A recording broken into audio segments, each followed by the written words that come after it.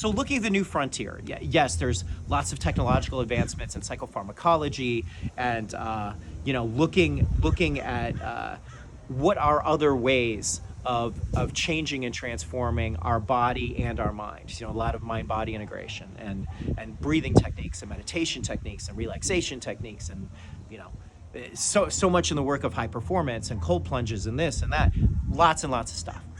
But here's what I feel is missing, or what has been missing from this conversation of mental health. What's been missing is this sense of existentialism, this just basic human drive to have more meaning in our lives, to be able to express ourselves authentically, to have a voice and to share a voice, to see ourselves in the grand big picture of this time that we're on the planet in a not limited way, in a healthier way. None of that stuff is in the DSM-5. Creative vision, existentialism, just looking at ourselves as human beings, our need, our thirst, our quest for meaning, none of that stuff is in the DSM-5. And it's a really important part of being a human being, and of not just functionality, but life satisfaction, of well-being, of feeling good in the world. That's so much more than biology. That's so much more than attachment trauma. It's the essence of who we are. And that's a big piece of, that insight is a big piece of, in my opinion, of mental health.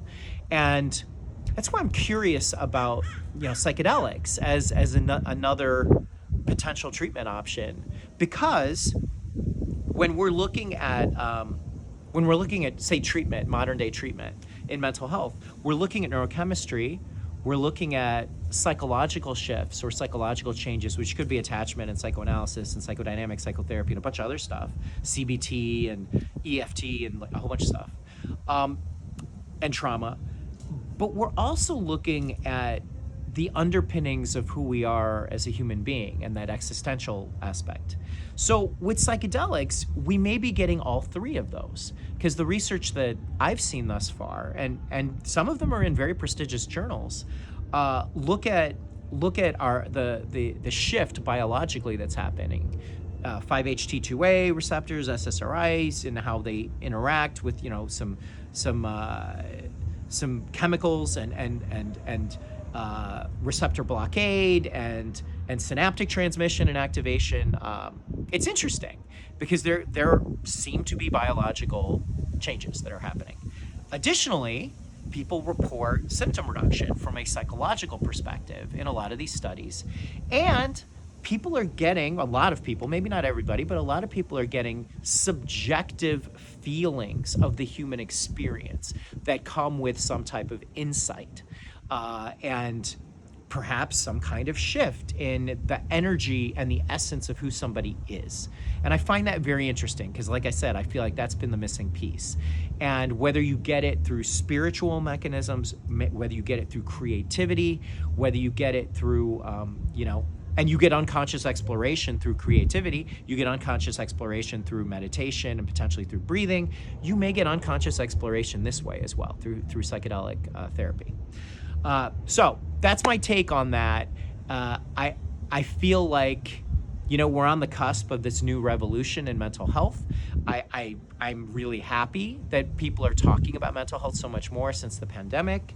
I think it's been a big topic of conversation for, the last 20 some years that I've been in the field. But there's good stuff coming. And I'm doing my best to share the fact that the human experience and our humanness is a big part of our mental health. It's a big part of our well-being, and we should not forget that. Don't just sit there and look at a manual and say, okay, we got this, we know what the categories are, because so much of mental health, in my opinion, has been focused on diagnosis and medications, and not enough, and those are important, but not enough has been focused on the fact that we're human beings having a human experience on this planet. So that's my take. Stay tuned for more.